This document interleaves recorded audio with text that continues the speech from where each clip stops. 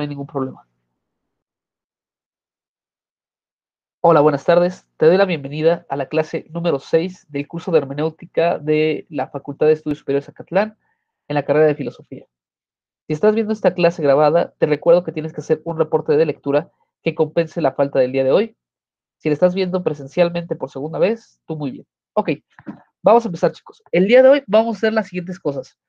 Vamos a tener que hacer una lectura o un seguimiento de Dilthey un poquito rápido porque ya nos extendimos con él. Hoy vamos a terminar con Dilthey. La próxima semana vamos a ver un texto que no estaba en la planeación. Sin embargo, considero que es muy importante. Vamos a ver un pequeño texto de Heidegger. Lo voy a subir a más tardar pasado mañana. Son poquitas hojas, son unas 5 hojas las que tienen que leer. Y después de eso, o sea, dentro de 15 días, ya vamos a empezar con Gadamer en su totalidad. Como les digo que vamos a hacer un poquito la dinámica diferente porque todavía nos falta revisar un poquito de texto y no vamos a poder quedarnos todo el tiempo con Dilthey, les preparé una presentación, se las comparto. Me avisan por favor cuando se vea.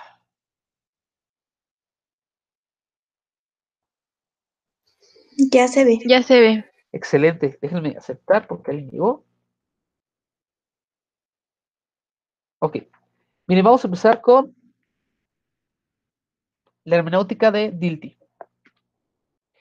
Lo primero que tenemos que retomar es uno de los fragmentos con el cual se le vincula mucho a Dilthey y con toda esta nueva tradición que está armando. Esto pertenece a De Anima de Aristóteles. ¿Sí se está viendo la pequeña cita de Anima de Aristóteles en pantalla? ¿O está Sí. viendo otra cosa? Ok. Sí. ¿Quién me podría ayudar a leer, por favor, este pequeño fragmento? ¿Se sigue compartiendo o ya se está viendo ustedes otra vez? Ok, ya. Sí se ve, yo la leo. Gracias. Dice de Anima 431b a 20. Recapitulando ahora ya la doctrina que hemos expuesto en torno al alma, digamos una vez más que el alma es en cierto modo todos los entes, ya que los entes son o inteligibles o sensibles, y el conocimiento intelectual se identifica en cierto modo con lo inteligible, así como la sensación con lo sensible. Veamos de qué modo es esto así. Muy bien. ¿Qué relación tiene esta cita de Aristóteles con Dilthey? Piensen. ¿Por qué se le vincula mucho a Dilthey o él mismo se vincula con esta cita?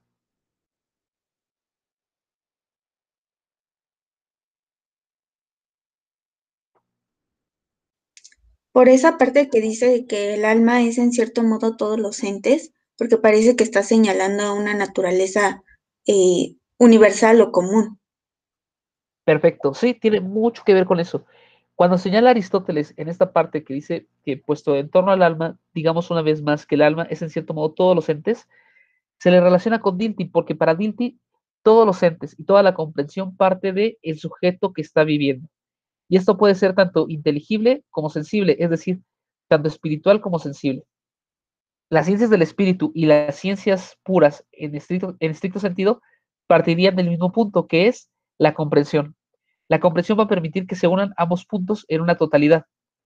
Este pensamiento que abarca la totalidad o que tiende a ser totalitario es algo que se ha perdido con la modernidad. A partir de la modernidad, cuando todo lo escindimos hacia el lado epistemológico o hacia el lado racional, dejando de un lado la vida del etos o la vida comunitaria, se va a perder este sentido unitario o este sentido de integración entre la vida y el contexto o el conocimiento que lo abarca. Pero bueno, uno de los conceptos que están a punto de aparecer en la lectura de Dilthey es este. Si alguno sabe alemán, me puede ayudar a leer esa palabra gigante que está ahí. Si no hay nadie, lo leemos como se pueda.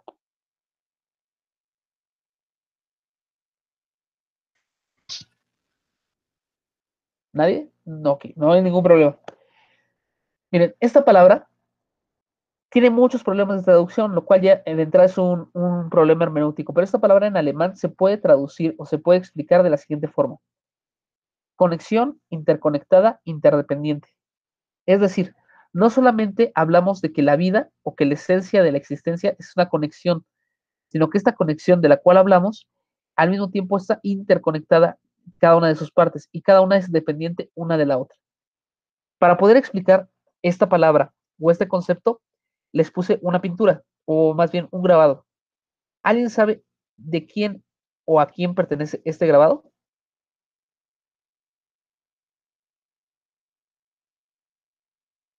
Vamos, personas que saben lógica deben de saber de quién es este grabado, ¿no? Ok, este grabado es de Escher. ¿Qué de interesante de este grabado? Si se dan cuenta, la figura puede ser los caballitos café con el soldado o pueden ser los caballitos amarillos con el soldado, pero figura y fondo están totalmente relacionados. Lo que es la forma de uno es la figura del otro. Y están de tal forma entramados que no es que estén separados o que haya un hueco entre ambos. Para Dilthey, la vida, la comprensión y en sentido estricto todos los lazos que lo van uniendo tienen la misma estructura o la misma función. No hay ningún apartado y no hay ninguna parte que esté independiente o que esté sola, sino que cada parte está fusionada o está unida.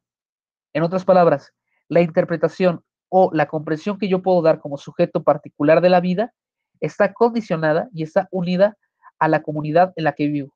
Pero al mismo tiempo, esta comunidad en la que vivo está condicionada y está interrelacionada por cómo están conformados los sujetos. Entonces, con esta palabra, este Dilthey se refiere a que la comprensión y la vivencia en sí misma está conectada, interconectada y es interdependiente. Se puede aislar, se puede separar al sujeto de su comunidad o de su sociedad, se puede hacer, pero artificialmente. En el mundo real, el sujeto no se puede desprender o no se puede salir de su propio contexto. El contexto lo define y esa definición hace el sujeto. Déjenme ver si no tengo a nadie en la lista de espera. No tenemos a nadie. Ok. Avanzamos un poquito. Siguiendo con esto, cuando aparezca la palabra conexión, por favor, necesito que comprendan o que recuerden que nos referimos a, permítanme, que hablamos o nos referimos a esta palabra, ¿ok? Entonces, por conexión hablamos de conexión interconectada, interdependiente. El acto de la comprensión, entonces, para Dilthey, es captar esta comprensión, captar esta conexión. Comprender implica entender el vínculo profundo que existe entre la vida del sujeto, su conocimiento y sus experiencias y su comunidad. Por tanto, desde la vida individual y su contexto hay un devenir histórico. Toda comprensión es universal y temporalmente determinada. Ok, vamos a centrarnos tantito en esta frase. Si decimos que desde la vida individual y su contexto hay un devenir histórico, o bueno, que la comprensión se da desde la vida individual y su contexto en un devenir histórico, donde la comprensión es universal y temporalmente determinada. ¿A qué se refiere?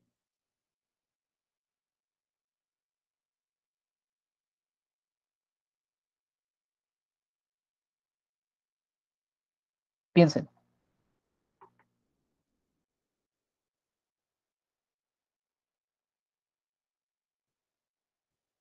Ok, voy a dejar de compartir unos momentos para poder estar aquí. Miren, cuando hablamos de la comprensión, el mismo acto de la comprensión implica que el sujeto está tratando de analizar su exterior u otra persona o algún texto, pero al mismo tiempo se está comprendiendo a sí mismo, como la pintura de Escher se abarca tanto la figura como la forma. Entonces, todo acto que yo hago de comprender al otro o todo acto que hago de comprender algún texto implica necesariamente que yo me comprendo. Ok, deme un segundo, estoy aceptando a alguien.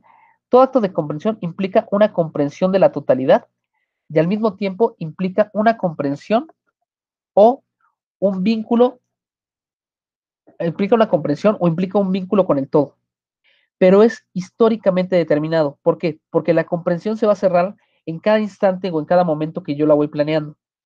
En este momento, si yo me pongo a hablar o me pongo a explicar algo, va a ser una comprensión surgida y llegada a través de todo el devenir histórico que he tenido, pero se va a cerrar aquí.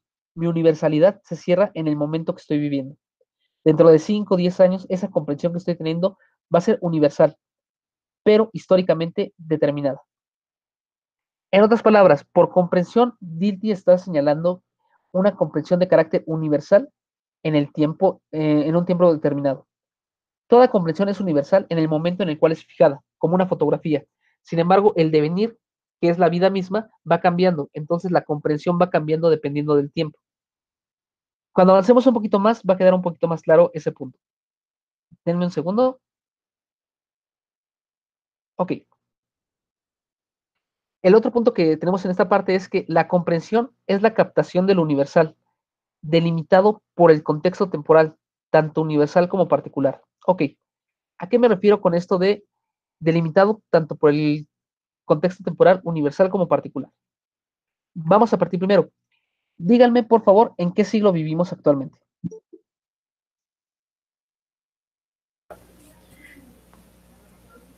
¿En qué siglo 21. estamos? 21, perfecto. Vivimos en el siglo XXI. Entonces, si hablamos de manera general, cada uno de ustedes y cada uno de las personas que pueden interpretar o pueden comprender el mundo van a estar temporalmente delimitados al siglo XXI. Toda comprensión que hagamos va a estar enmarcada en este siglo. No podemos comprender como comprendería un hombre dentro de 2 siglos, en el siglo XXIII, ni podemos comprender como lo haría un hombre en el siglo II antes de Cristo. Entonces, de manera universal, estamos atrapados temporalmente en nuestro propio contexto cultural. La segunda forma en la cual estamos atrapados o estamos inmersos dentro de este contexto temporal es de forma particular. Es decir, todas las vivencias y toda la experiencia que ustedes llevan de vida va a influenciar y va a alterar su forma de comprender. Yo soy un ser humano del siglo XXI, pero al mismo tiempo soy una persona que ha tenido ciertas vivencias a lo largo de la vida.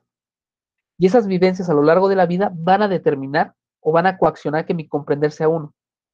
No es lo mismo la interpretación o la comprensión que yo les puedo dar que la comprensión que les puede dar Carrillo o la interpretación que les puede dar Luz o la interpretación que les puede dar Edson.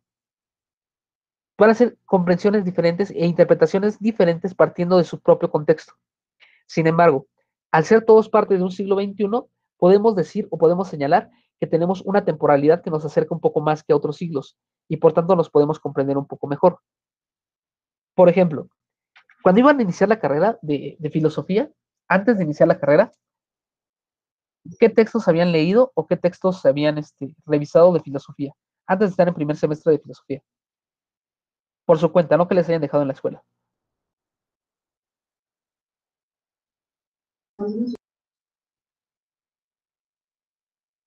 ¿Cuál?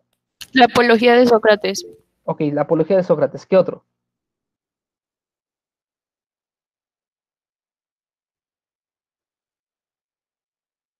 Bueno, tenemos la apología de Sócrates. Es un texto en mi tiempo o en mi época, cuando yo todavía no estudiaba. Yo inicié leyendo a Schopenhauer y a Nietzsche. Empecé con Schopenhauer y con Nietzsche. Y también con un poco de Camus y de Sartre. Raros son. Ah, mira, aquí tengo un comentario. Vamos a ver qué dice. El mundo de Sofía. Muy bien hecho, Jordi. Muy bien hecho, Jordi. El mundo de Sofía. Nietzsche, Freud, Camus, el mundo de Sofía, Sócrates. ¿Qué cosas hay que tomar en cuenta? Normalmente las personas cuando inician a estudiar filosofía o cuando tratan de leer filosofía, es rara la persona que se va con Platón.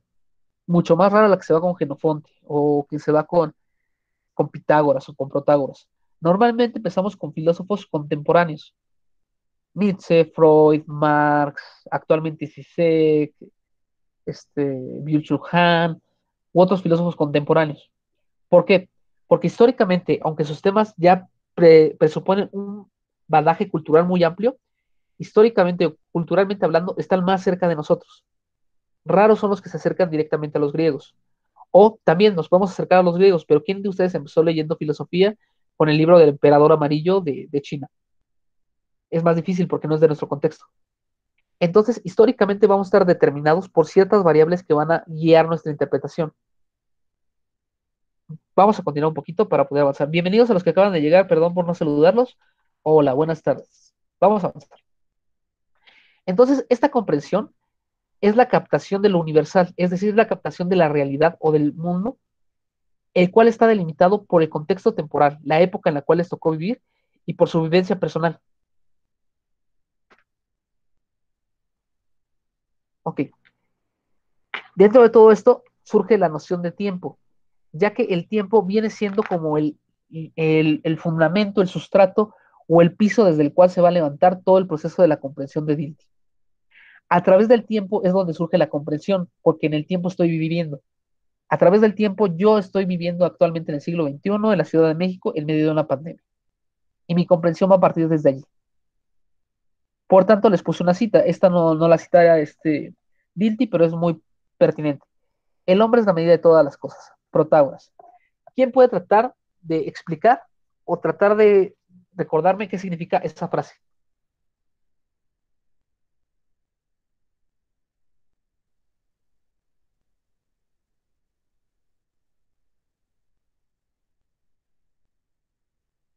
¿Qué significa el hombre es la medida de todas las cosas?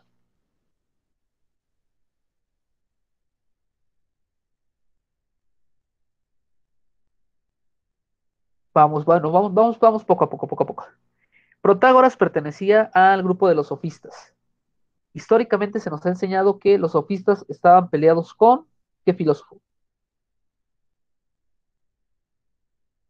Sócrates, ¿no? Con Sócrates, muy bien, y después con Platón y Aristóteles, toda la tradición. Estaban peleados. Si ustedes recuerdan la filosofía de Sócrates, pero principalmente la de Platón, o la interpretación que tiene Platón de Sócrates, tenemos el mundo de las ideas, el topos uranus, donde tenemos las ideas eternas, inmutables, que no cambian, que están ahí. Justicia, amor, verdad, están en un topos uranus inmovible, del cual solamente nosotros nos acercamos para podernos nutrir.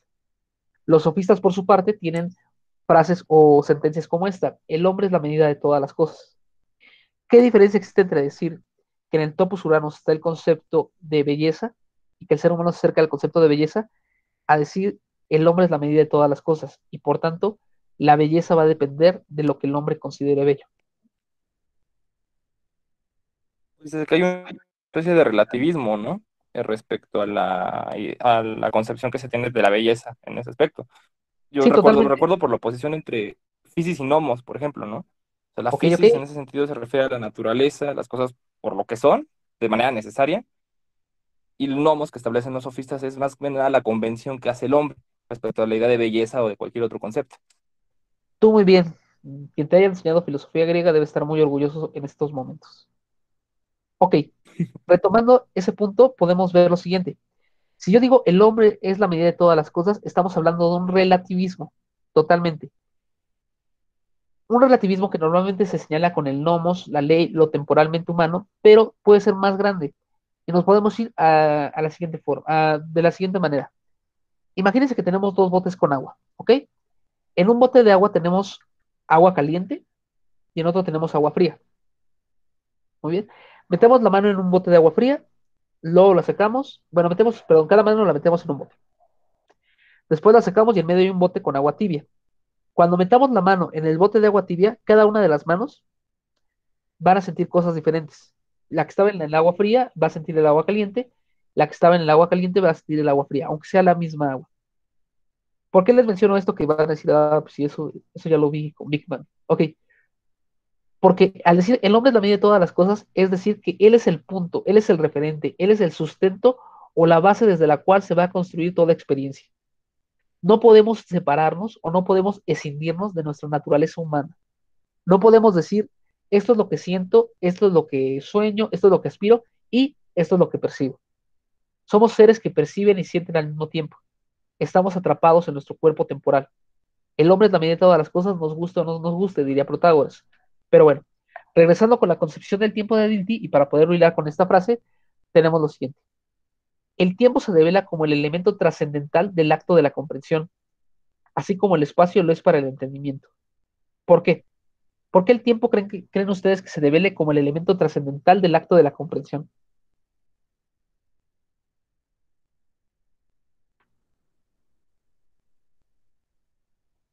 O, si lo quieren también de otra forma, ¿por qué el espacio es el elemento trascendental para el entendimiento, o sea, para las ciencias duras?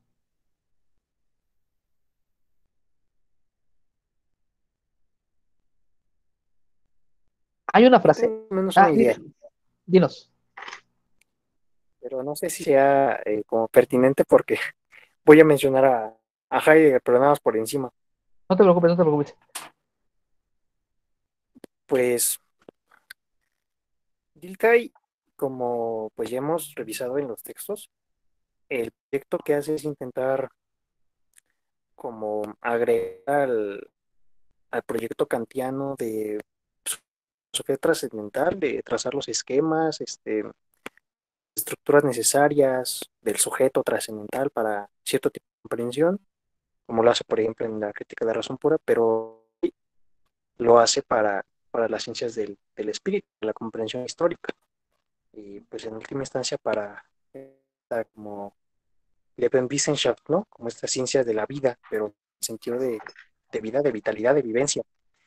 Y creo que aquí es muy, muy interesante cómo está agarrando este Dilthey la noción de tiempo, porque si recordamos que Dilthey es neocantiano, pues podemos pensar, pues nada más es una especie de refrito y anexo de la filosofía de, ¿no? Pero a mi parecer, pues no, porque a pesar de que cuando nosotros hablamos de tiempo a la kantiana siempre está como esta noción de que es una forma pura de la intuición y toda la cosa, es como fundamental junto con la noción de espacio para la percepción de las intuiciones y todo. Lo que hace Dilthey me parece es agarrar la noción de tiempo, pero más allá de la noción trascendental de la intuición, intentando agarrarla en su sentido vivencial, que es, a mi ver, exactamente lo que hace Heidegger en Ser y Tiempo. Exactamente eso. De hecho, en los primeros capítulos de Ser y Tiempo, en la primera parte, eh, incluso creo que es en los primeros párrafos, es algo así, Heidegger le dedica un espacio a hablar de la comprensión vulgar, dice él, de tiempo, nada más entendí como esta intuición trascendental pues sí, de la sensación, sin tener en cuenta su carácter vivencial, que es, desde mi punto de vista, como le está tomando este Dilthey. Y me parece que sin decir que Dilthey lo agarra así porque encontramos más o menos una pista en Heidegger, creo que es completamente al revés.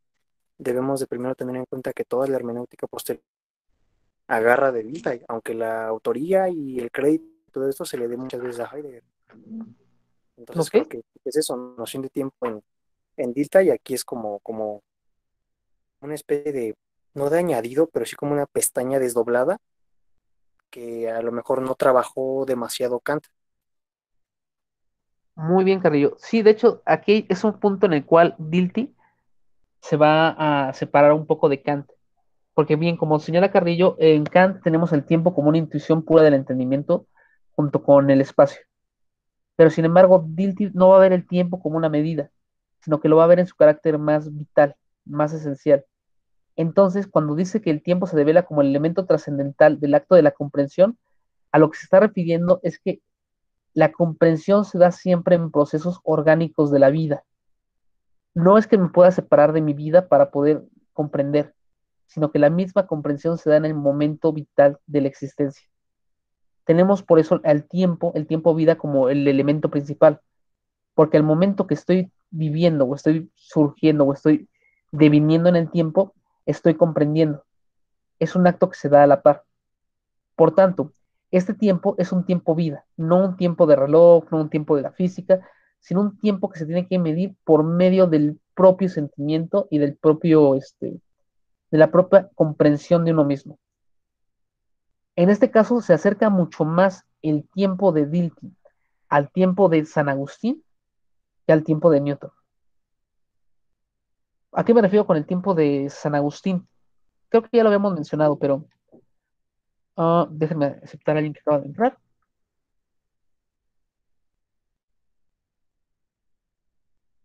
Bienvenida o bienvenido. Ok, el tiempo en San Agustín. Recuérdenme, para San Agustín, si ya lo habíamos mencionado, perdón que esté haciendo un refrito, pero para San Agustín, ¿cuántos tiempos existen?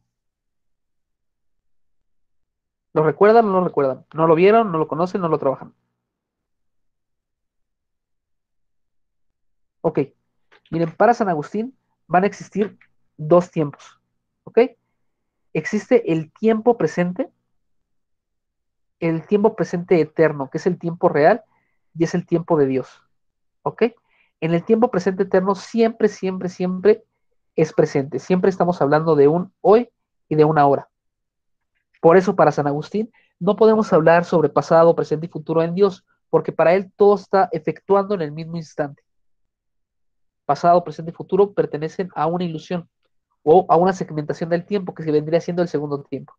Tenemos el tiempo de Dios que es siempre presente y ahora vamos a tener el tiempo del hombre. En el tiempo del hombre va a haber una triple división del tiempo. Aunque nos parecemos en semejanza a Dios, en que somos hechos a su figura, entonces tenemos una concepción del universo y de lo universal, estamos atrapados en la particularidad del ser humano.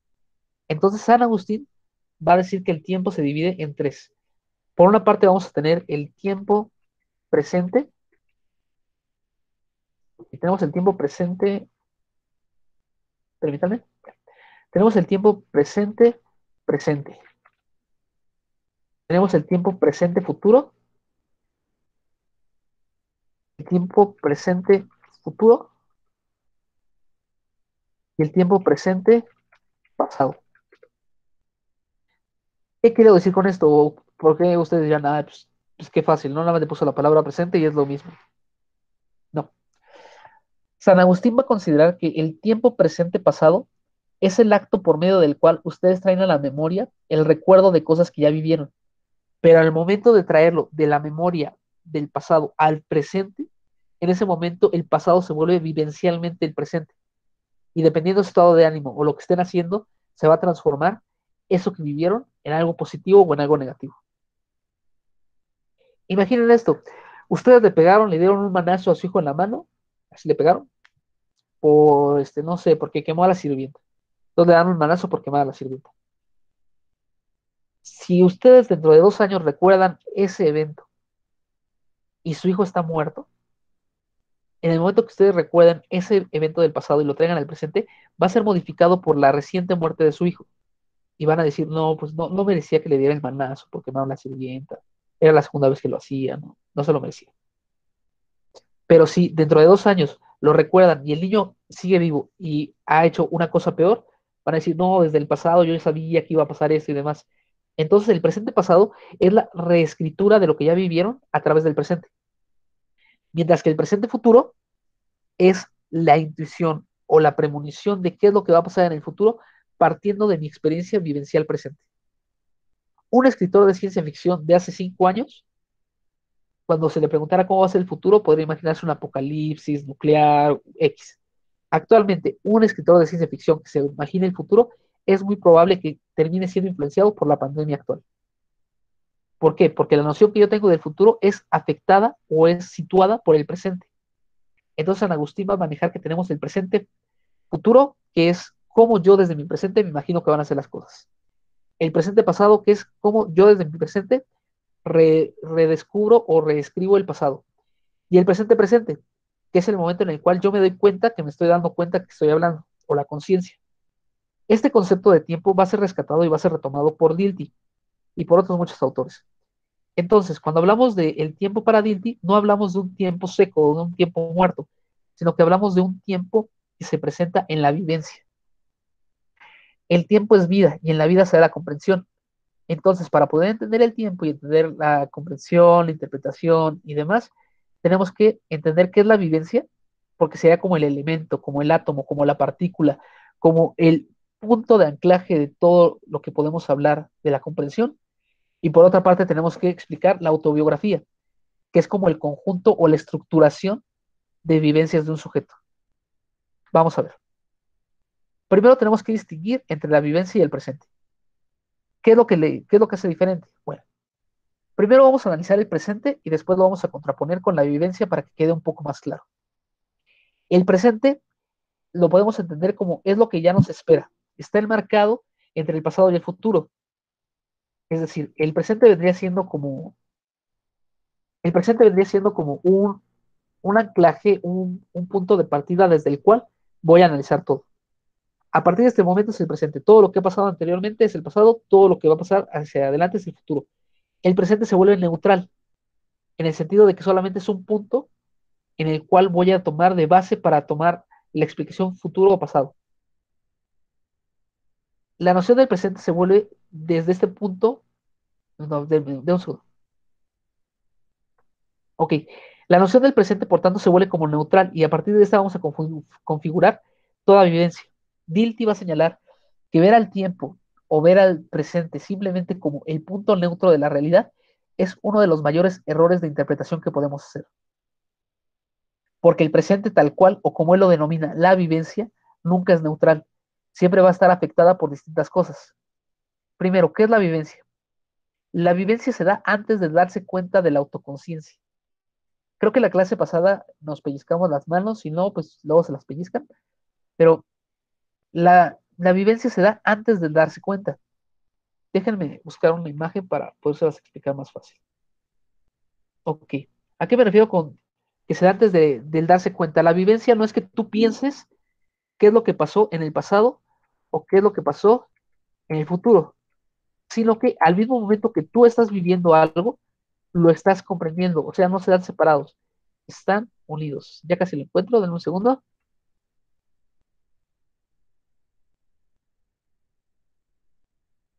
Joy. ¿Alguien sabe cómo se escribe el nombre de Joy? Ya lo encontré, gracias. Ok, vamos a ver. Dejo de compartir y comparto. Permítanme.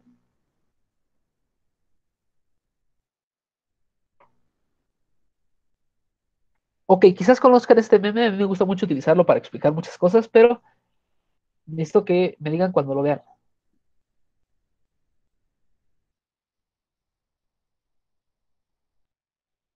¿Ya se está compartiendo o todavía no?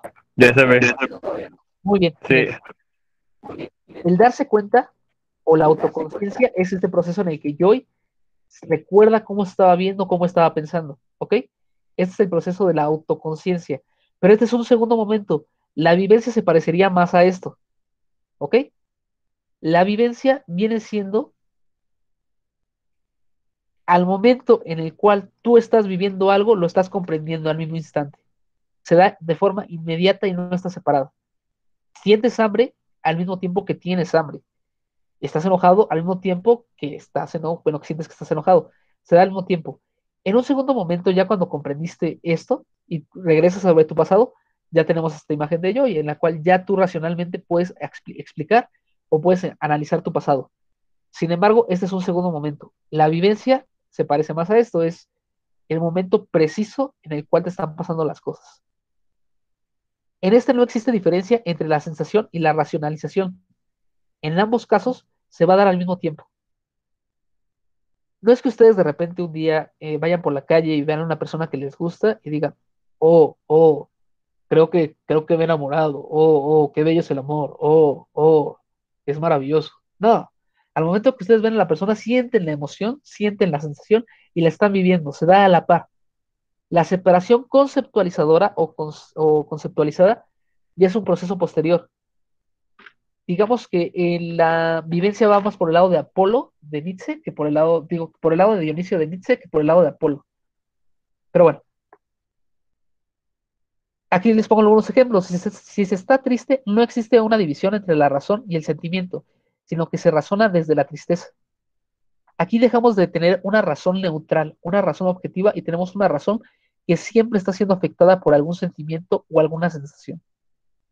Esta no diferenciación es un hecho de conciencia, es decir, se presenta la conciencia, la no diferenciación, hasta el momento en el cual ustedes regresan sobre su pasado, tienen una vuelta, ya pueden hacer la división, mientras no.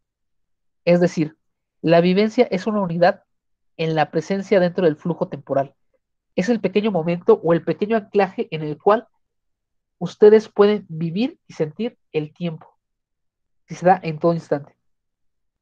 Por ejemplo, los que tienen hambre, en estos momentos, porque ya es medio tarde, son las 4:45 de la tarde, aquellos que tienen hambre no es que estén diciendo, oh, tengo hambre y estoy pensando de cierta manera. Si lo haces, ya es un segundo momento, pero en tu trato, en tu acercamiento primero con la realidad, tú ya sientes hambre y a través del hambre estás pensando, a través del enojo, a través de la indignación, a través de la felicidad.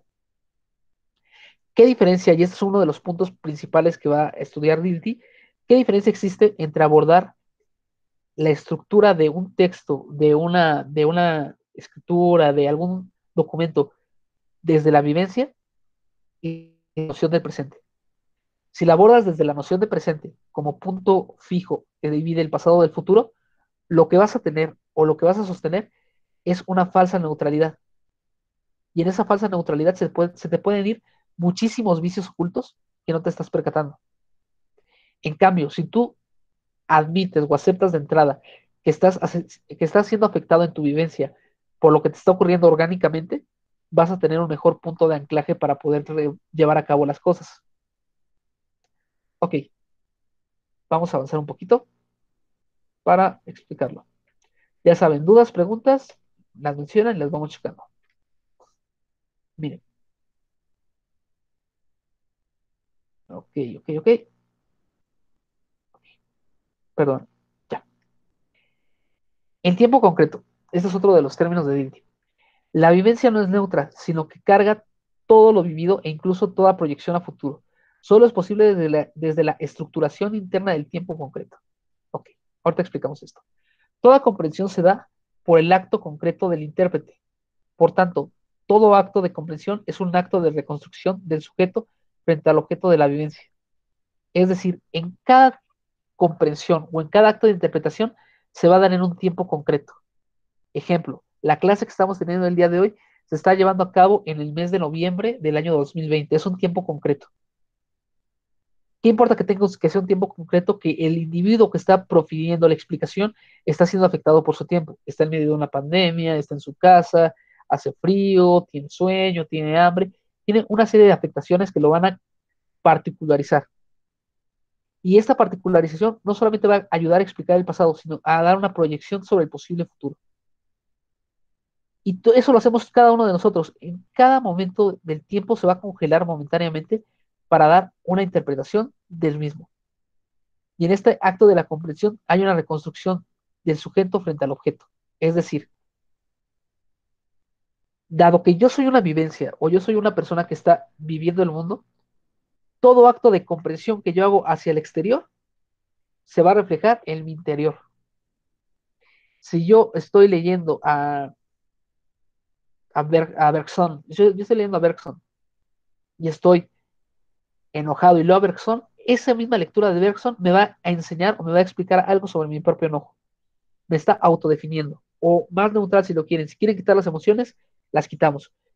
En el mismo momento en el cual yo estoy leyendo a Platón, esa lectura de Platón me está ayudando a comprenderme a mí mismo. Porque no es que yo sea una computadora que va almacenando datos en su memoria interna, sino que todo lo que estoy viviendo me va definiendo y me va construyendo, como la pintura que les decía de los caballitos. Yo trato de interpretar al mundo, pero al momento que interpreto el mundo me está interpretando a mí y me va modificando. Es un acto mutuo y se da en el tiempo y en la vida. Vamos a explicarlo con un diagrama y queda mucho mejor. Ok, miren, este es el proceso o el flujo de la vivencia y lo tenemos en tres aspectos. Vamos con el aspecto más sencillo. Esta es la vivencia pura. ¿Ok? ¿Quién me puede recordar qué características tenía la vivencia?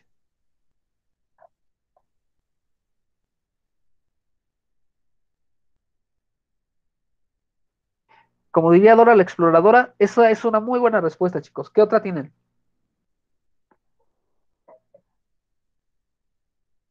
¿Qué es lo que caracteriza a la vivencia?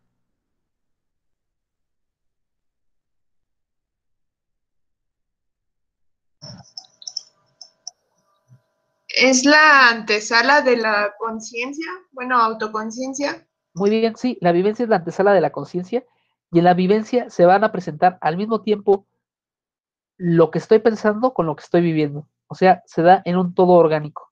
¿Ok? La conciencia o el acto mismo de entender tu propia vida se da de la siguiente forma. Yo tengo una vivencia, aquí la tenemos en el primer círculo amarillo, yo tengo una vivencia. Cuando yo analizo o pongo como objeto de estudio esa vivencia en un segundo momento, ya estoy en la conciencia y ya estoy entendiendo mi propia vida desde un acto de la conciencia. Este acto de la conciencia que estoy haciendo de analizar mi propio yo, lo puedo hacer desde otro punto más arriba. Y entonces tendríamos la comprensión de la comprensión de la comprensión. Y esto lo podría llevar a otro punto más arriba y otro punto más arriba. Y este conjunto de círculos que se van incluyendo unos a otros sería la autocomprensión o el proyecto de comprensión de cada individuo. Es decir, la comprensión parte de la vivencia y la autobiografía, esto será una autobiografía, estos círculos, parte de la vivencia y de la interpretación que yo le voy dando a la vivencia. El conjunto de interpretaciones que yo le voy dando a la vivencia, en última suma, es la autobiografía o la autorrepresentación o la autopercepción. Por ejemplo, yo ahorita no tengo hambre, pero si yo tengo hambre, en un segundo momento, cuando yo recuerdo que tengo hambre, ya estoy autocomprendiéndome, ya es un momento posterior, ya es una vivencia sobre la vivencia base. Después de que ya me comprendí a mí mismo como un sujeto que a veces tiene hambre, puedo hacer un segundo acto de comprensión y decir, ok, también soy un ser que comprende que tiene hambre. Y así me puedo ir enmarcando, hasta el punto que tenemos en la actualidad, en el cual yo puedo hacer un impas, puedo hacer un alto en mi vida, y desde mis prejuicios y mi concepción que me he forjado históricamente, puedo decir, Pablo Adrián Rivera Juvenal es esto. ¿Y cómo lo sé? Porque es el conjunto de interpretaciones que yo he tenido de mis propias vivencias. Por eso les pedí hacer la autobiografía, para que se den cuenta cuál es la percepción y cuál es la noción que los ha llevado a ustedes a considerarse una unidad o un ser pensante determinado. Si no lo han acabado, no se preocupen, pero esa autocomprensión les puede ayudar a entender por qué ustedes piensan que el mundo es de determinada forma o de determinada estructura. Y es una comprensión que se va a dar situada en este tiempo. Dentro de 5 años, cuando vuelvan a leer este texto, quizás van a decir, esto ya no tiene ningún sentido, o quizás permanezcan, no lo sé. Ok, después de eso les puse otro diagrama que sería la figura número 3. Tenemos la figura número 1, que es la vivencia pura. La número 2, que es el proceso de comprensión de la vivencia que se comprende a sí misma y que puede devenir en una comprensión del propio sujeto. En el punto 3 tenemos el choque hermenéutico o el choque de horizontes, como lo va a denominar Gadamer, o la fusión de horizontes.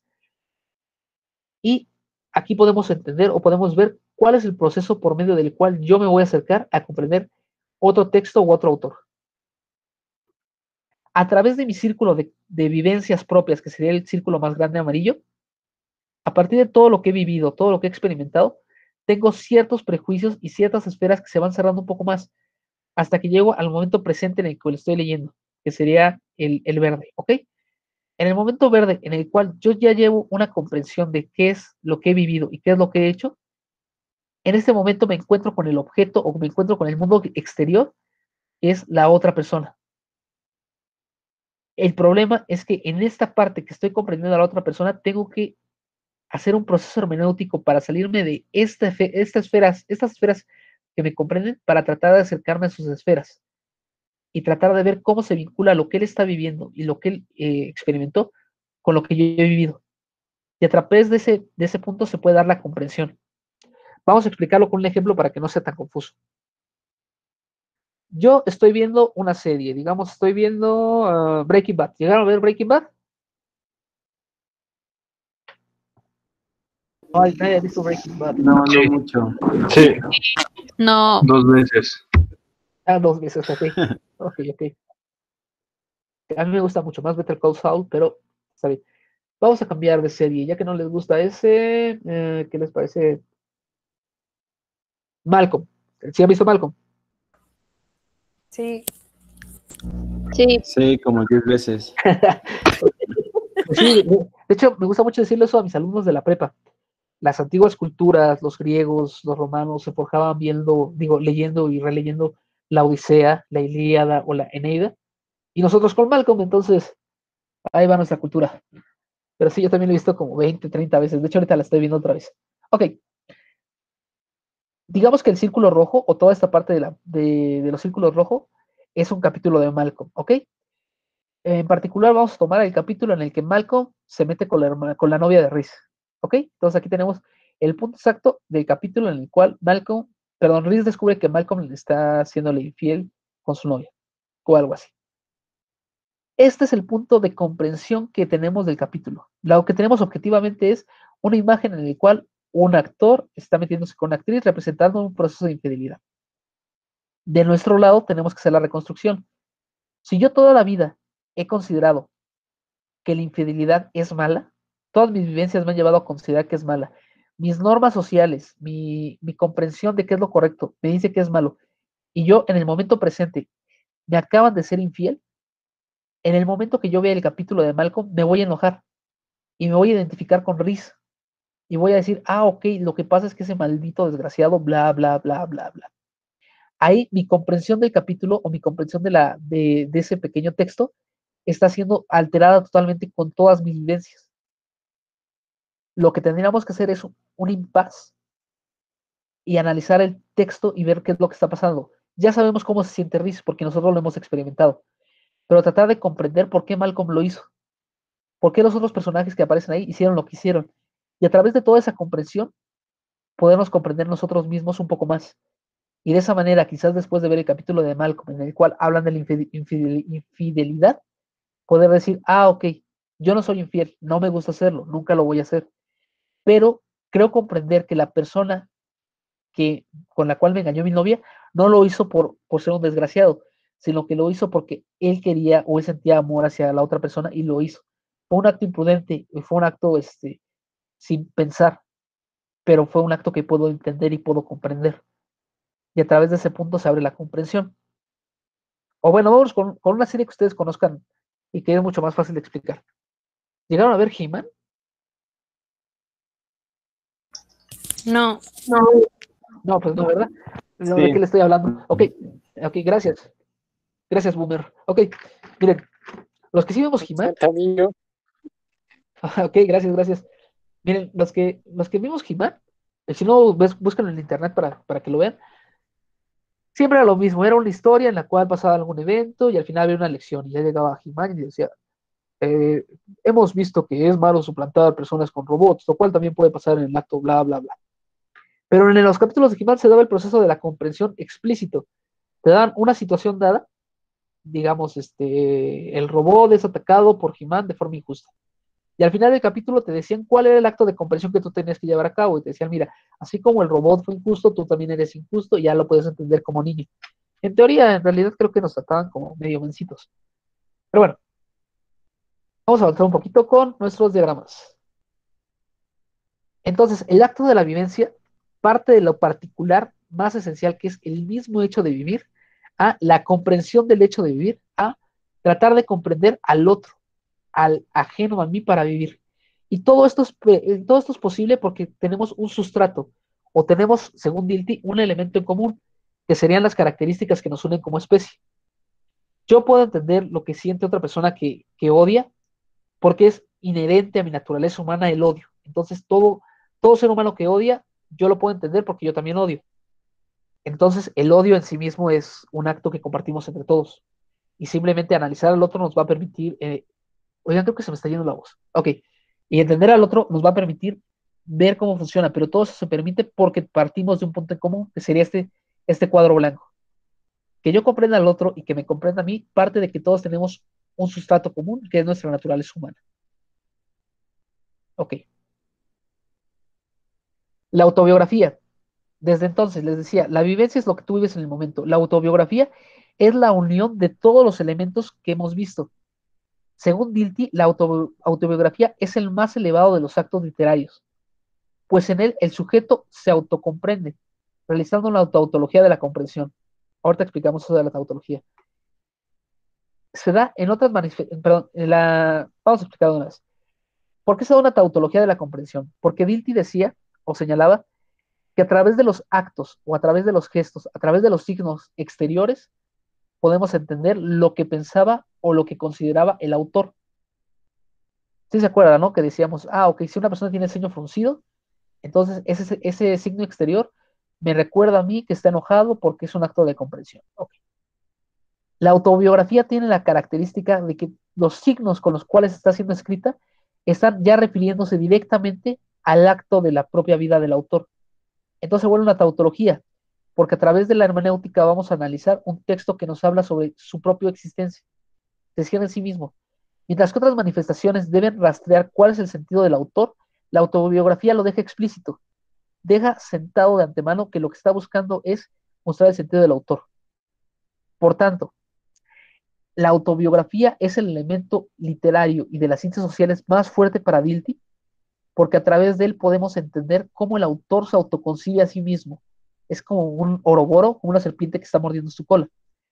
El comentarista, de hecho, sobre el texto lo va a vincular un poco con Freud. Si ustedes recuerdan Freud, va a señalar también que la biografía es uno de los principales actos para entender el inconsciente y para entender la estructura psíquica de la persona. Sin embargo, Freud va a señalar que existen partes de la biografía que se ocultan y que develan lo que es el inconsciente. Para Dilthey no. Para Dilthey, todo lo que está escrito en la autobiografía denota cualidades de la vivencia del autor. Y si algo no está escrito, es porque no supo transmitirlo, pero por medio de la hermenéutica se puede sacar a flote. Pero la autobiografía es como el punto esencial de las ciencias del espíritu, porque a través de ella el autor se va a comprender a sí mismo, y al comprenderse a sí mismo está hablando del mismo. Es un círculo bien, bien interesante, por eso les pide la autobiografía. Las categorías de la vida. La autobiografía nos va a permitir entender o darle un sentido a la vida. Para Dilthey, esta capacidad o esta cualidad de la vida se va a dar por medio de categorías. La primera de ellas es la relación del todo y la parte, o lo que es lo mismo el círculo hermenéutico, es decir, todo acto de comprensión individual o del sujeto ya implica o ya está inmerso en una cultura universal, y toda cultura universal está compuesto de actos particulares del individuo. Entonces, la primera categoría de la vida es entender que la totalidad está interrelacionada o interconectada. ¿Ok? El segundo acto, significado. El significado va a ser la categoría más fuerte para entender el proceso de comprensión, va a decir Dilthey, y para comprender en sí la hermenéutica, su hermenéutica es el significado. ¿Qué es el significado? El significado para Dilthey es el proceso por medio del cual yo le voy a otorgar un contenido a un signo determinado. Entonces es el proceso mismo de la interpretación. Si yo en el momento en el que veo un ceño fruncido digo, está enojado, estoy significándolo. Y es a través de esos significados que se va a dar todo lo que va a venir posteriormente. Entonces, el significado es la fuente o es el punto de anclaje de todo lo que se va a venir posteriormente. Por ejemplo, cada evento que ustedes han tenido en su vida le han otorgado un significado particular. Si no, piensen. Es más, vamos a explicar un poco. ¿Por qué entraron a filosofía? ¿O cómo terminaron en filosofía?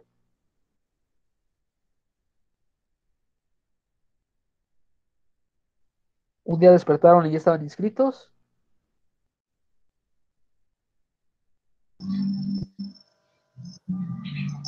Pues al menos yo recuerdo que la hermana mayor de una de mis mejores amigas estudiaba filosofía y me llamaba muchísimo la atención lo que hacía. Y no sé, sentía que era para mí. Muy bien, muy bien. Mira, lo que me acabas de definir es perfectamente el acto del significado.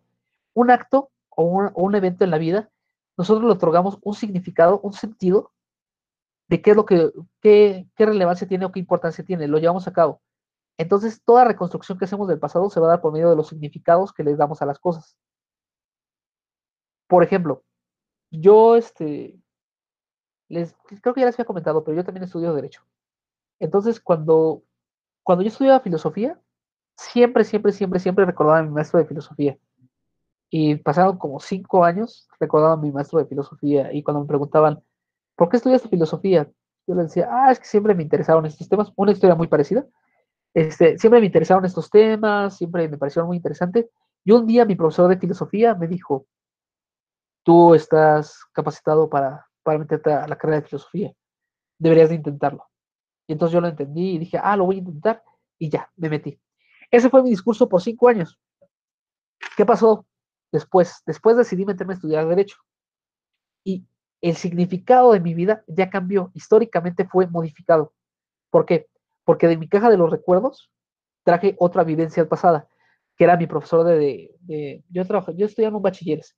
Entonces era mi profesor de Ley Federal del Trabajo, el cual él me dijo, Pablo Adrián, deja la filosofía, eso no te sirve de nada, quédate en Derecho, el Derecho te va a dar un buen sustento económico y aparte eres muy bueno y tú puedes mejorar el país. X. Actualmente cuando me preguntan por qué estudié lo que estudié, les digo, es que yo cuando iba a la preparatoria tenía un profesor de filosofía que siempre me vio como talento hacia estas partes y siempre me gustó. Sin embargo, también tenía un profesor que me enseñó Derecho, el cual me señaló la importancia de modificar el mundo y hacer justicia. Entonces, como yo no podía decidir entre uno de los dos, decidí fusionarlos y estudié filosofía y estudio derecho para poder tener una forma de cambiar el mundo y las herramientas para hacerlo. Pero esa forma de comprender el mundo es un significado que yo le puse a posteriori. Si me hubiera dedicado a vender papas fritas, lo más probable es que le hubiera dicho, no, es que entre todas las cosas que podía vender, las papas fritas fueron las que más me parecieron porque... Y le van a otorgar un significado. Entonces el significado es lo que le da sentido a la vida, pero es un significado que temporalmente se va actualizando y se va reestructurando. Después tenemos el valor. El valor lo vamos a contemplar o lo vamos a manejar como la tendencia o el deseo o la preeminencia de una cosa sobre otra. Es decir, yo considero que algo es valioso cuando lo prefiero o lo estimo más que otra cosa. Cuando yo hago un análisis de mi vida o hago la categorización de mi vida, siempre voy a hacerlo de una forma valorativa o le voy a dar más peso a unos elementos que a otros elementos. Por ejemplo, si un día ustedes van por la calle caminando, espérenme, creo que lo puedo hacer mejor. Denme un segundo. No me tardo para poder dar bien el ejemplo. Espérenme. Creo que va a valer un poquito la pena. Okay. Entonces, si un día yo voy por la calle caminando, si un día voy por la calle caminando, y mientras voy caminando por la calle me encuentro con García Gual o con Dussel, o me encuentro con un filósofo importante, me voy a detener. ¿Ok? Entonces voy caminando, y ya me detengo. Ok, esto no funcionó como yo quería. Ok, qué horror, perdón. Perdón que me vean con esas cosas. Listo. Ok, entonces si yo voy caminando, de repente me freno y me quedo frente a un objeto o frente a una persona que yo considero importante, digamos García Gual o Borges, que ya está muerto, o ¿cómo se llama el filósofo que es famoso de Catlán? Se me va el nombre, el que escribió las vocales malditas. Borbolla, ¿no? Oscar Borbolla. Borbolla. Yo cuando llegué a Catlán la primera vez que lo vi, yo estaba fascinado de ver. Ok, nos tenemos a Borbolla, y de repente se le acerca a Borbolla y le dice, oye, yo te quiero dar un consejo para tu futura vida universitaria. Piensen cómo afectaría su valoración y cómo afectaría la estructura de vivencia que tienen de su mundo esa plática. Lo más probable es que le pongan mucha atención porque van a considerar que es una persona que vale la pena ser escuchado. Ahora, supongamos que en vez de que Oscar de la Borbolla pasa un profesor, el que no me dice profesor, pasa Don Justo. ¿Todavía está Don Justo en la escuela o ya no? Creo que lo habían quitado. ¿Sí saben quién es Don Justo? Daniel Rosel. El de los dulces, el de que se pone abajo de los dulces. Sí, Daniel Rosel. Ok. Desapareció. ¿Desapareció? Sí lo quitaron, ¿verdad? Bueno. Nadie sabe. Ok. Ok. Es más grave de lo que creía. Ok. Bueno. Entonces mejor vamos a cambiarlo porque creo que hay sensibilidad ahí. Con Quais. Ustedes van con Quais y el Quais les dice, ¿sabes qué? Yo te voy a dar un consejo para tu vida de filósofo. ¿A cuál de los dos creen ustedes que le van a otorgar más valor? ¿A Oscar de la Borbolla, del cual ustedes admiran, o al Quais que les prepara unas ricas tortas? Depende de cada quien. Quizás a alguno de ustedes le vaya a hacer más caso al Quais. Pero lo importante de esto es que, sin importar si le van a hacer más caso a Quais o a Oscar de la Borbolla, la valoración o el peso que le van a dar a aquello que están analizando o están viendo va a afectar su forma de comprender. No es lo mismo ser una persona que le gusta mucho Heidegger y de repente encontrar una frase en un texto que hace referencia a él, a alguien que ni siquiera le interesa a Heidegger porque ni siquiera lo va a ver. Entonces la valoración es un punto importante para el proceso de la comprensión. Las cosas que vas a comprender o las cosas que van a entrar dentro de tu proceso de interpretación son aquellas que tú valoras más. Luego el sentido.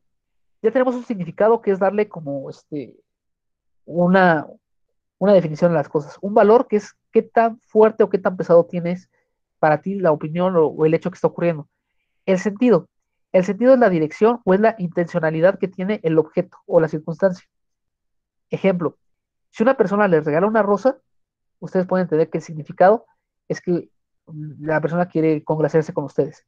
El valor es una persona que ustedes quieren mucho y que siempre han querido que esté con ustedes, digamos, Sacha Baron Cohen. El sentido va a ser qué implicaciones o qué interpretación le van a dar a esa flor. Puede ser que el sentido que le den a esa flor sea, me la está regalando porque es un día bonito o me la está regalando porque es el amor de mi vida. El sentido es que entiendan cuál es la cualidad o cuáles son los elementos que van a estructurar esa vivencia, cuál es la intencionalidad que le van a otorgar y más profundamente la finalidad. La finalidad lleva en un sentido biográfico total, que es todos los actos, todas las vivencias, todas las acciones que estás llevando a cabo van a tender hacia un solo lugar, que es la finalidad. Y esto lo pueden desarrollar ustedes con su autobiografía. Por ejemplo, Dilthey va a citar a Goethe y va a citar a San Agustín. Si ustedes leen las confesiones de San Agustín, van a percatarse cómo todo su texto, desde que era un mozalbete que robaba manzanas, cuando andaba con Floria, cuando se vuelve santo, todo tuvo un proceso que lo llevó a una sola finalidad, que era adorar a Dios. Si ustedes leen a Goethe, van a ver cómo todo su proceso lo llevó a un punto determinado. Entonces, cada vida de cada ser humano lleva implícita una cuestión de finalidad o una última cosa que tienen que hacer. Por ejemplo, piensen ustedes, si les preguntaran, oye, ¿qué has hecho en tu vida o qué sentido tiene tu vida? Ustedes van a hacer toda una construcción de lo que hicieron. Y en último grado va a venir ya último grado va a venir una comprensión o un señalamiento de por qué hacen las cosas. En mi caso particular, todo viene o todo cae en ser maestro. ¿Ok? A mí me gusta mucho dar clases. También a distancia, de hecho a distancia me gusta más. Ok, entonces a mí me gusta mucho dar clases. En realidad me gusta más en presencial. Pero todos los actos que he tenido en mi vida se van a centrar o o van a tender a esa finalidad. Ejemplo, yo puedo recordar exposiciones de cuando iba en la secundaria, que me iba muy bien, o cuando estaba con mis compañeros en la universidad, que les gustaba que yo explicara los temas, y bla, bla, bla, bla, bla, bla. Pero todo tiene una finalidad. Piensen en esto, un adolescente, 13, 14 años, si no se les viene a la mente nadie o no lo recuerda, váyanse a alguna plaza y la avientan en una red y lo capturan, ¿ok? Eso es como un delito, pero no creo que pase nada. Ok, entonces capturan a un adolescente, principalmente un adolescente enamorado, ¿ok? ¿Por qué un adolescente enamorado? Porque un adolescente enamorado, su finalidad de toda su existencia va a ser haber terminado con esa persona en esa relación. Entonces, cuando hablen con él, él va a decir, no, y entonces desde pequeño a mí me gustaron las margaritas, y es porque a ella le gustaban las margaritas, o yo iba en el taller de carpintería, y era para poderle entregar esta mesita a mi novia. Y la finalidad va a ser una. Piensen cuál es su finalidad actualmente. Todos tenemos una. Y esto va a sonar medio que no pasa la prueba de Popper, pero inclusive decir que no tienes finalidad es una finalidad en sí misma, porque es como si tu vida se maneja por el absurdo. Pero bueno, la última de las categorías que tenemos de la última de las categorías que tenemos de Dilti es la de fuerza. Se las coloco con un color diferente porque este fue un añadido que se hizo posteriormente al texto, pero la cuestión de fuerza va a ser diferente a todas las otras categorías vistas. ¿Por qué? Porque la cuestión de fuerza, en vez de ir hacia el pasado y una reconstrucción de qué es lo que se tiene que hacer, la cuestión de fuerza va hacia el futuro y es una comprensión de cómo quiero convertir o cómo quiero transformar el mundo. Mientras que el significado, el valor, el sentido, la finalidad tienen una noción de una completud del círculo para explicar cómo fue el mundo, la fuerza va hacia adelante. La fuerza es, a partir de mi comprensión del mundo, ¿qué voy a hacer para modificarlo? Y a través de esa cosa que estás modificando o ese acto que estás llevando a cabo, se va a volver a cerrar la comprensión. Y a través de del nuevo cierre de comprensión, vuelve a pasar el significado, el valor, el sentido y la finalidad, hasta que la fuerza lo vuelva a romper. La fuerza tiene la categoría, de hecho en esta parte Bill es muy voluntarista, pero la fuerza tiene la categoría o tiene la particularidad de no tener que seguir necesariamente la estructuración de comprensión del sujeto de la interpretación. ¿Quién me puede decir cuál es la mejor película de toda la historia de la humanidad? ¿Alguien dijo Volver al futuro? Perfecto. Volver al futuro. Muy bien. Si ustedes recuerdan la película de Volver al Futuro, tenemos la historia de Marty que va a ver a sus papás, George McFly. Ok. Este George McFly es un perdedor, es un paleto, dirían los españoles. Pero cuando llega su hijo y interactúan y demás, empieza a cambiar su vida o empieza a tratar de cambiar. Sin embargo, todo su círculo de comprensión que estaba cerrado en un mismo punto sigue siendo el mismo. Sigue haciendo las mismas cosas, sigue llevando el punto al mismo grado. Hasta que llega una parte en la cual se tiene que enfrentar con Biff. Y en ese momento, George agarra su puño y le suelta un golpe en la mandíbula a Biff. Ese momento de fuerza es algo que no se puede entender directamente de la comprensión. Rompe un poco la comprensión para dar una explicación un poco diferente. Lo importante es esto, después de que da el golpe y rompe con la cadena de significados que tenía, se vuelve a cerrar la comprensión y ahora él mismo se autoconcibe como una persona capaz de golpear y su comprensión del mundo va a cambiar radicalmente a partir de eso. Es decir, Dilthey va a considerar que la historia sí está determinada y sí tenemos que un arrastre cultural muy fuerte y constante. Sin embargo, por el acto de lo volitivo de la naturaleza, en algún momento puede haber el caso de que se rompa o que pase algo diferente. Pero lo interesante es que al momento de romperse y darse algo diferente, automáticamente se vuelve a cerrar y se vuelve a integrar con el mundo de la comprensión. Ok. Por cierto, sobre este punto, en la clase pasada habíamos analizado y habíamos visto sobre el enojo. Ya habíamos dicho, entonces para entender a un autor enojado, bueno, un autor que escribe enojado, yo tengo que leerlo enojado. Lo estuve analizando y no, chicos, no se tiene que hacer. ¿Por qué? Porque si ustedes están leyendo un autor que está enojado y ustedes se enojan al mismo tiempo, lo que van a hacer es no entender o no comprender el enojo del autor, sino que van a tener su propio enojo particular. Es decir, yo quiero comprender el enojo del autor. Y para entender el enojo del autor, yo estoy enojado. Entonces, al momento de estar yo enojado, cuando lea el enojo del autor, ¿me va a servir? Sí, se me va a servir totalmente, pero me va a servir para entender mi propio enojo. Si yo quiero entender al autor, lo que tendría que hacer es neutralizar mi enojo, tranquilizarme y leerlo para comprender el enojo del autor. Entonces, lo que puedo hacer es recordar cómo me siento yo cuando estoy enojado, pero con la mente despejada para comprender el enojo de otro autor. Si no, simplemente van a tener una lectura visceral. Será muy padre, de hecho sería algo como que muy postmoderno, pero en sí la comprensión del autor no se podría lograr. Ok, bueno, mi interpretación. Quizás ustedes tengan otra.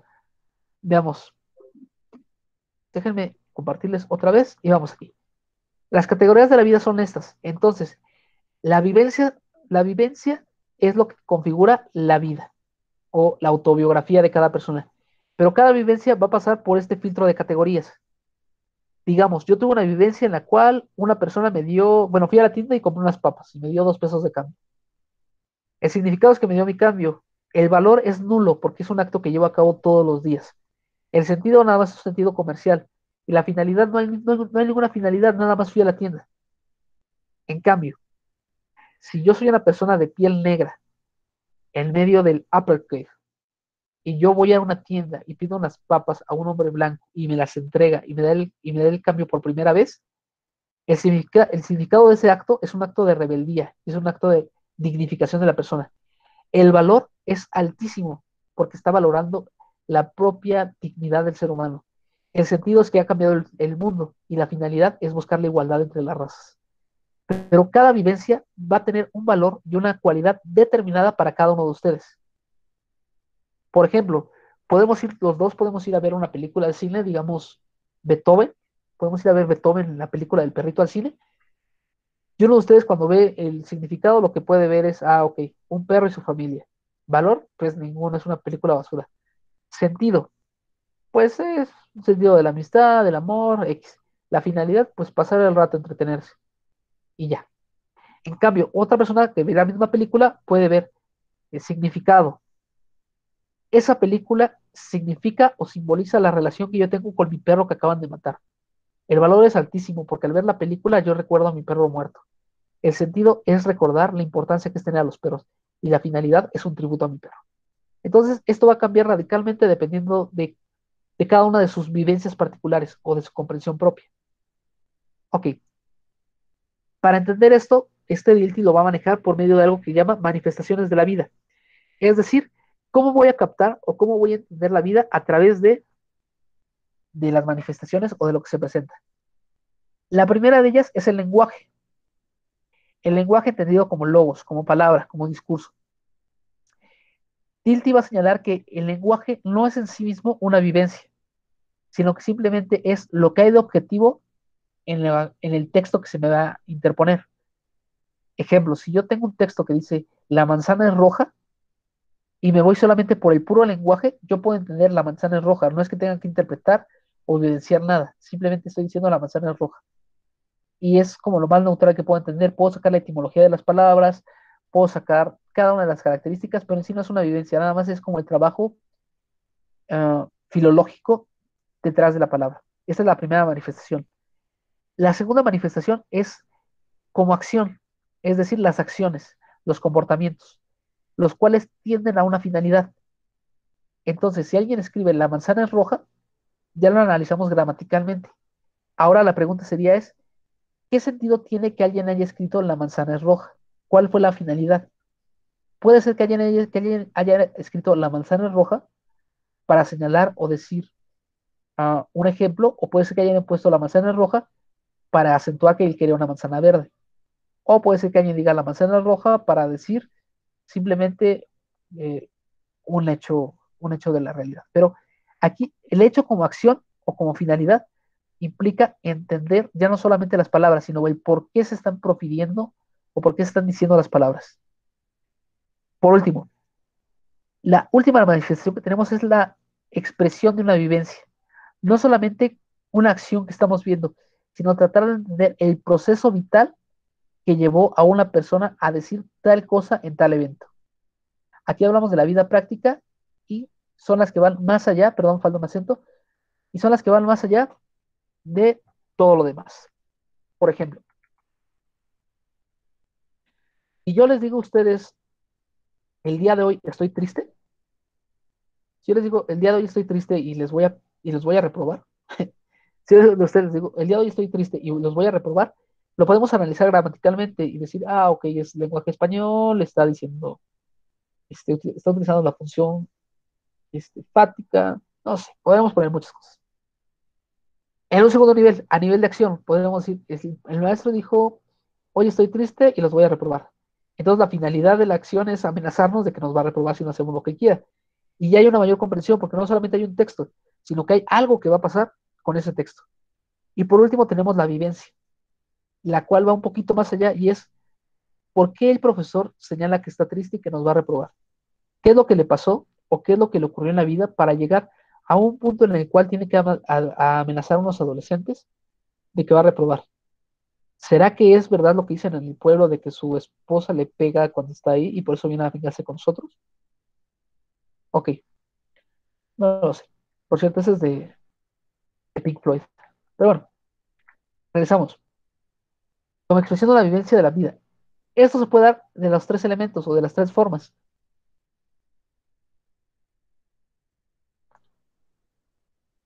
Ok, ok, ok. Antes de eso, chicos, ¿están viendo ese efecto? ¿O no se ve?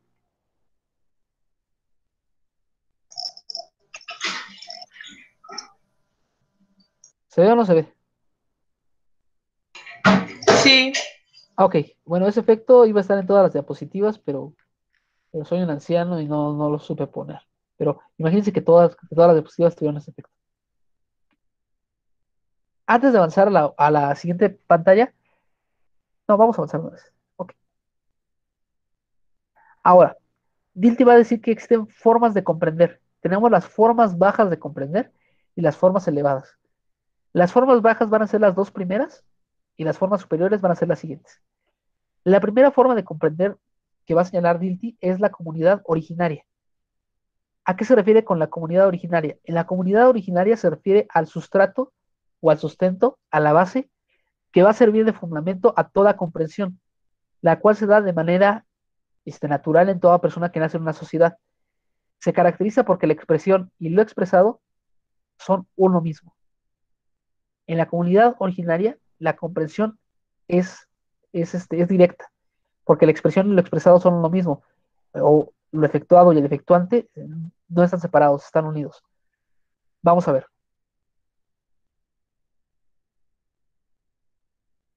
Oigan, me acabo de dar cuenta que no se ve el efecto y ustedes me dijeron que sí se veía.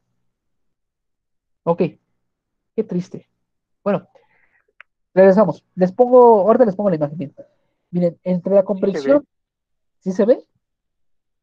A ver, Sí, ¿qué efecto era? es un librero. ¿Cómo? Es un librero. Ah, ese efecto. No, yo me refería a este efecto. No, no, ese efecto no. Miren, yo me refería a este. Perdón. Miren, yo me refería a este efecto. Oh, me dicen cuando... ¿Ya está comprendiendo la presentación? Ya. Miren, yo me refería a este Sí. efecto, que se veía padre, pero ya no lo pude poner. Ok, nada más por si no se llegaron a ver esta diapositiva, las manifestaciones son como lenguaje, como acción y como expresión. Después de eso ya nos venimos a las manifestaciones de las formas de comprender, que es las bajas, que es la comunidad originaria, que se da por medio de la expresión y lo expresado unido, y lo efectuado y lo efectuante unido. ¿A qué se refiere con esto?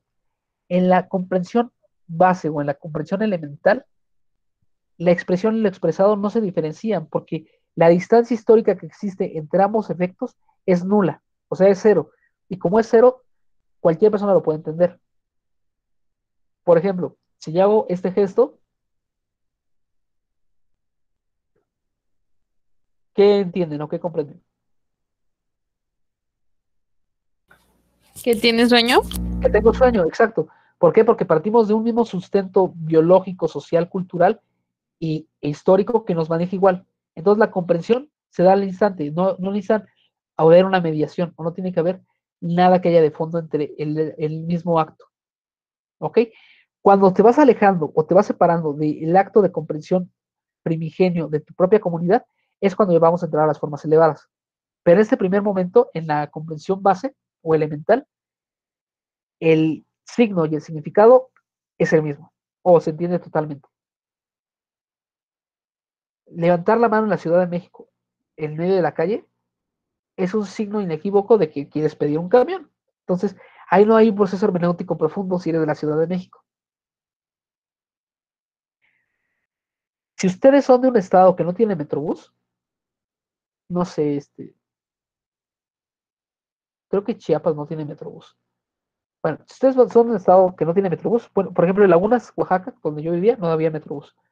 Pero si ustedes son de un estado que no tiene metrobús, lo más probable es que alguien le vaya a hacer la parada. Pero no es porque sea menso, porque sea burro, sino porque dentro de su comprensión base, cuando hay un camión le haces la parada con la mano. Mientras que para una persona de ciudad, la comprensión base ya entendemos inercialmente de que no hay que hacerle la parada, que se va a detener en algún momento. Entonces, cuando la comprensión se empieza a distanciar o empieza a haber un alejamiento entre entre la comunidad originaria y lo que estoy pensando, vamos a pasar a las formas superiores de la comprensión. El primer elemento que vamos a tener como forma superior de la comprensión es la ruptura. Es decir, va a haber una escisión, va a haber una división entre la expresión y lo expresado, o entre lo efectuado y lo efectuante. Ejemplo de división entre la expresión y lo expresado. Ok, imagínense ustedes que estamos en Japón y acabamos de comer. Y entonces una persona se da 3 golpes en el pecho y erupta fuertísimo. No sé. ¿Eso es un acto de buena educación o de mala educación? Mala. Muy bien, mala. Eso es porque nosotros somos occidentales. En Japón es muy bien visto que una persona erupte después de comer. ¿Por qué? Porque simboliza o significa que le encantó la comida. Entonces, cuando nosotros vamos a Japón o vayan ustedes a Japón y vean un evento como ese, va a haber una ruptura. ¿Por qué va a haber una ruptura? Porque su comunidad originaria o su comprensión originaria se va a romper con lo que están viendo en la realidad. Van a ver que nadie se enoja porque esté eruptando. Entonces van a decir, ¿qué pasó ahí? Esa ruptura se va a dar porque entre la expresión o lo que hizo la persona y lo que quiso expresar, hay algo que ustedes no comprenden. Ya hay un cambio que hay que analizar. Y esto va a permitir a que se dé como tal la interpretación o la comprensión. Otra forma, efectuado y efectuante. Si ustedes comprenden o saben quién escribió un poema, porque vieron que lo escribió, el efectuado y el efectuante no hay división, porque sé que el poema fue de Juanito porque lo escribió Juanito. El problema, como ocurrió en la época griega clásica, es Si ya no tenemos al autor presente que nos diga que lo escribió, ¿cómo sé qué textos son apócrifos y qué textos sí pertenecían a Homero? Hay una ruptura entre el efectuado y el efectuante, lo cual va a permitir un proceso hermenéutico. Es decir, si no hay posibilidad de duda entre el signo y el significado, no hay proceso de comprensión. El proceso de comprensión se da, o el proceso de interpretación se da, cuando hay una división o hay una diferencia entre lo que estoy expresando y lo que quiero expresar, o entre lo hecho y el que lo hizo. En esta ruptura se va a dar la comprensión. Lo primero que se va a dar por medio de la comprensión es el proceso de individuación. ¿Qué es el proceso de individuación?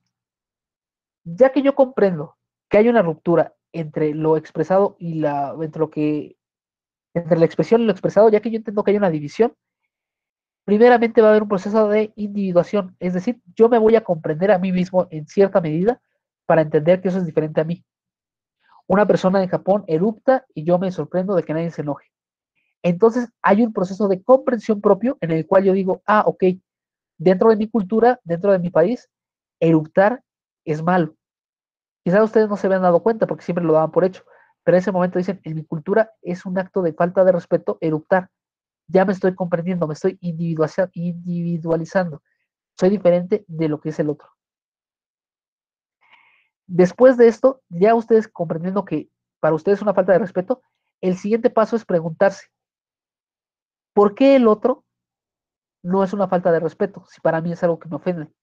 Y ya puedes pensar tú en tu proceso de individualización, que es porque tu cultura tiene unas ciertas características, tus papás te educaron de cierta forma, la televisión te enseñó tales cosas, pero en el siguiente paso hay que revivir por transposición, es decir, tratar de vivir el eructo del japonés no como un hombre occidental, sino revivir ese eructo como una persona de la cultura japonesa. Para eso voy a tratar de recomponer toda su vivencia a través de mi propia experiencia para tratar de imaginarme a mí como un hombre japonés como un hombre japonés contemporáneo para entender por qué lo hizo. Este revivir me va a permitir una revivencia, es decir, entender al japonés en su eructo un poco mejor de lo que él se entiende, porque yo entiendo la diferencia entre él y yo. Otro ejemplo que no tenga que ver con eructos ni con cosas escatológicas. Y de hecho es un punto importante para la filosofía. Mustang, el protagonista de Fahrenheit 451, 451, de repente él piensa que es feliz hasta que su vecina le pregunta, oye, ¿tú eres feliz? En ese momento hay una ruptura entre la expresión y lo expresado. Y él dice, el término que yo utilizo para felicidad creo que no corresponde a lo que es la felicidad. En ese caso hay una individuación y Mustang, que es el nombre del personaje, se pregunta y se cuestiona, ¿será que soy feliz? ¿O en realidad no soy feliz? Quizá lo que entendí que era felicidad es otra cosa.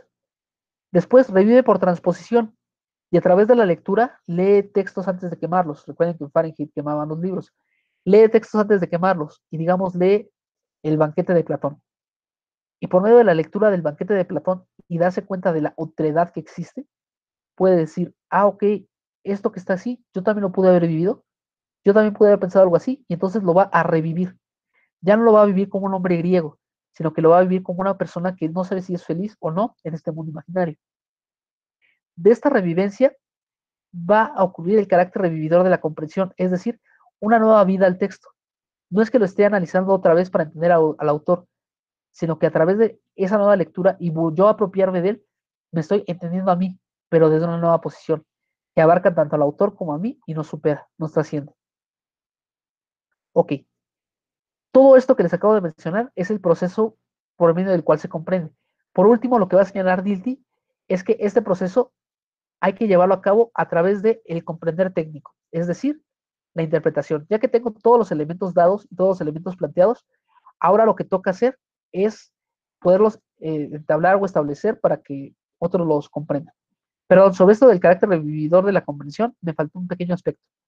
Dejo de comprender, dejo de compartir. Muy bien. Ustedes se podrán preguntar o podrán analizar, ¿qué sentido tiene o qué caso tiene que yo vuelva a vivir lo que ya vivió otro autor si él ya lo vivió y no lo que yo he vivido? Dilthey va a señalar que no solamente se trata de vivir como vive el otro, sino que a través de la vivencia del otro, trascenderlo, es decir, dejar de leer la República de Platón como si fueras Platón y leer el texto de la República de Platón como si te hablara la humanidad en general. Es decir, en el proceso de la comprensión hermenéutica no solamente se trata de analizar cuáles son tus prejuicios y tus presupuestos y cuáles son los prejuicios y presupuestos del autor, sino que hay que quitar ambos prejuicios y presupuestos, hay que eliminarlos para entender qué hay de individual y universal en esa comprensión. Trascender a la República de Platón y no verla como un texto de un griego en un momento determinado, ni verla como un texto que yo estoy leyendo, sino verla como un resultado de la humanidad. Y a través de la comprensión y del estudio que yo tengo de la República de Platón como un proceso de la humanidad, me puede ayudar a entender la universalidad que tenemos todos en común, que es lo que buscaba Dilthey. ¿Ok? No solamente se trata de comprender al otro, sino que al momento de comprender al otro, comprender a la humanidad. Y comprender a la humanidad, al ser lo único que tenemos, es entender la universalidad. Y de allí surge la singularidad de la universalidad del conocimiento de Dilthey. Es decir, partimos del sujeto con sus prejuicios, sus vivencias, sus características para analizar al otro. El otro que también tiene prejuicios y características particulares. Entre ambos surge un proceso de comprensión y de entendimiento, en el cual se trasciende ambas partes para llegar a un punto más elevado que es la comprensión de la universalidad o de la totalidad. Ustedes podrán decir, oiga, profe, sí entiendo, entonces ya es una universalidad, pero ¿qué pasa si dentro de 20 años alguien llega y escribe algo más? La universalidad es temporal. Entonces, dentro de 20 años tendríamos que releer y retomar esos nuevos autores para reincorporarlos y poder tener nuevamente nuestro contexto completo. Les voy a poner un último ejemplo, con esto ya nos vamos a descansar. Bueno, eso espero. ¿Tienen otra clase después de esta? Sí. ¿Cuál tienen?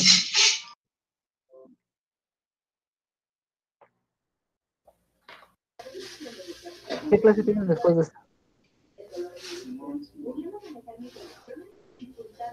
Pues no sé, según habían dicho temas selectos, ¿no? Pero no estoy seguro. Ok, bueno. Ok, sí, gracias, Luz.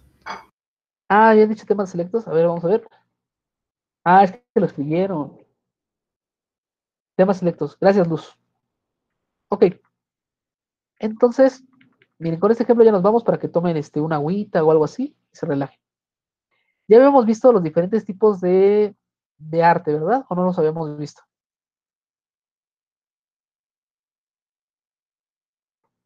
Recuérdenme, ¿ya los habíamos visto o no los habíamos visto? ¿O no se acuerdan? No. Ok. Miren, el arte, yo aclaro, no soy experto en arte, entonces, si tienen a una persona que se especializa en eso, mejor háganle caso a él.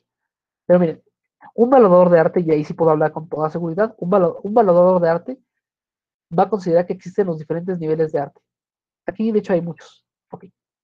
Vamos a tener la manifestación artística.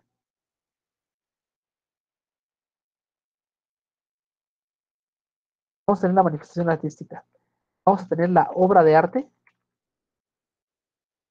Vamos a tener la obra maestra.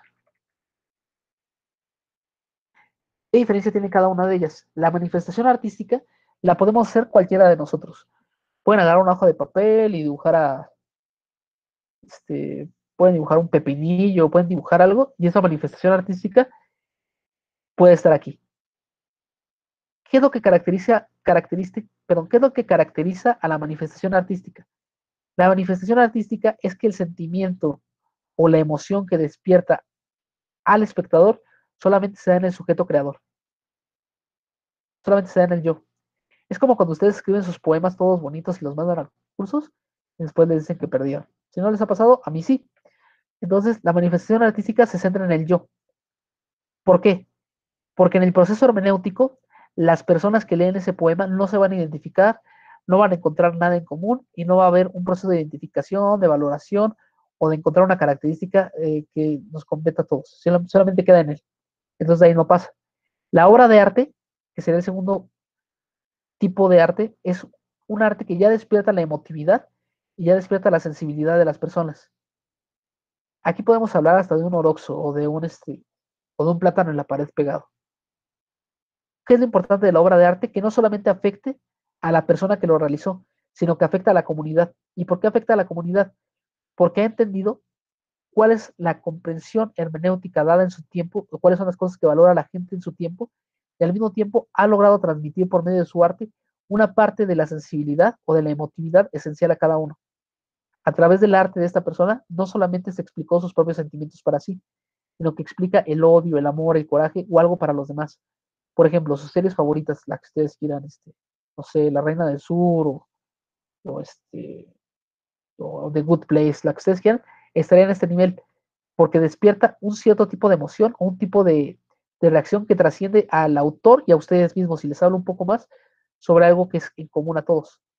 Y por último, tenemos la obra maestra. La obra maestra es la obra de arte que ha trascendido el paso del tiempo. Ya hablamos de unos 200 años mínimo en adelante, unos 1500, 2000 años. Es decir, que sin importar el contexto histórico en el cual surge la pintura o en el cual está la pintura, sigue representando y sigue vinculándonos directamente con una emoción, un sentimiento o una vivencia. Aquí hablamos de un David de Miguel Ángel, una Última Cena, El Grito, La Guerra y la Paz, en el cual ya trascendió. El proceso de comprensión hermenéutica parte del sujeto, que sería el creador de la obra de arte, y al tratar de entender al otro, ve las características que tienen en común y a través de eso hace una universalidad. Y esa universalidad es tan grande y tan completa que puede ser entendida por otras personas a lo largo del tiempo. Por eso es que los hermeneutas van a decir que el arte es como uno de los garantes, uno de los avales del proceso hermenéutico, porque en él se ve muy transparente. Sin embargo, también se puede ver en la ciencia, se puede ver en la filosofía, se puede ver en otras partes. Pero bueno, recomendación. Por favor, terminen de leer el libro. Para esta parte que nos quedamos de analizar, no van a tener que hacer control de lectura. Ya hicieron el primer control, que es el de Dilty. ¿Qué es lo que va a quedar de tarea para la próxima clase? La próxima clase vamos a trabajar el texto de Heidegger. Se los vamos a compartir, son 5 hojitas. Ese sí necesito que para la próxima clase lo traigan leído. ¿Ok? ¿Cuándo lo van a leer? Léanlo el día lunes. El día lunes, ya ven que tenemos clase sincrónica. El día lunes van a tener el tiempo para leerlo. Aparte de leerlo, necesito que me traigan datos biográficos y datos culturales de Heidegger. Traten de hacer el proceso hermenéutico con Heidegger. Es decir, traten de explicar por qué una persona pensadora que ha reformado y cambiado el mundo, por qué fue parte del partido nazi. ¿Por qué una persona de tales características acusó a su maestro y a su exnovia de ser judíos para que los expulsaran y los mataran? Tiene un sentido y tiene una importancia. Pero ahorita no lo estamos atacando, nada más quiero que traten de hacer el proceso de comprensión. ¿Ok? ¿Dudas, preguntas, chicos? No. ¿Seguros? No. Muy bien. Siendo el caso, cuídense mucho, nos vemos la próxima clase. Por favor, todos desconéctense menos Carrillo, ¿ok? Gracias. Muy bien, Bye. gracias. La biografía, ¿cuándo se entrega? Se entrega el día miércoles. O sea, no, hoy o el miércoles. próximo. Ay, qué tonto. No. El domingo, se entrega el domingo. Ah, ok, gracias. Ok, muy bien. Okay. Gracias, Bye. hasta luego. Bye. Gracias. Gracias a ustedes. Hasta luego. Tengan bonito día.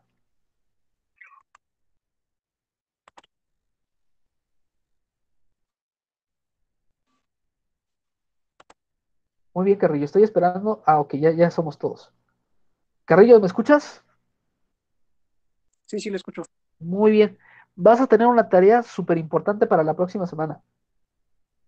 Sí, dígame. Ya tienes el texto, ¿verdad? Ajá. Muy bien. Te explico cuál va a ser tu misión. Más o menos como por el día lunes o martes te voy a pasar mi contraseña de esta cuenta con la cual tomamos las clases para poderlas grabar. ¿Ok?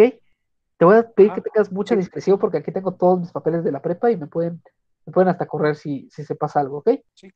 Entonces te voy a pasar la dirección para que puedas grabar la clase. El día miércoles tú vas a estar totalmente a cargo, ¿ok? Tú abres la sesión, tú explicas, tú expones, tú grabas y tú subes. Sí, maestro. Muy bien, aparte de eso, No les hay dejas ningún problema con eso. ok, aparte de eso, les dejas una actividad para el día lunes que tengan que entregar. Sí. O sea, tú te vas a encargar tanto de la clase sincrónica del miércoles como de la clase asincrónica de este lunes el que sigue. ¿Va?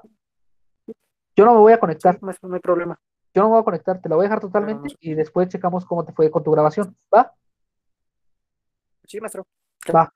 Oye, te quedaron de lujo las preguntas, ya quedó, ya la estamos esperando lo del cómic y ya queda. Sí, qué bien, sí, porque le eché le eché cabeza. Sí, Como no, tenía como este problema de saber el nivel para los que iban dirigidas. Intenté hacerlas como intermedias. O sea, y creo que algo que a lo mejor se me va a replicar en las preguntas es que si fuera un poquito más abierta las preguntas, incluso varias tendrían respuestas correctas, pero creo que enfocándose en lo que dice en el texto, pues sí son muy, pues muy claras, porque varias preguntas son casi paráfrasis de lo que viene en los párrafos del sí, sí, sí. Muy bien. curso, sí. El texto es para el público en general, o sea que hiciste muy bien en dejarlas abiertas, porque si hubieran sido muy específicas, sí, no hubiéramos tenido problemas. Pero bueno, cuídate mucho, Carrillo. Gracias, maestro, cuídese. Nos vemos. Chao. Chao, chao. Adiós.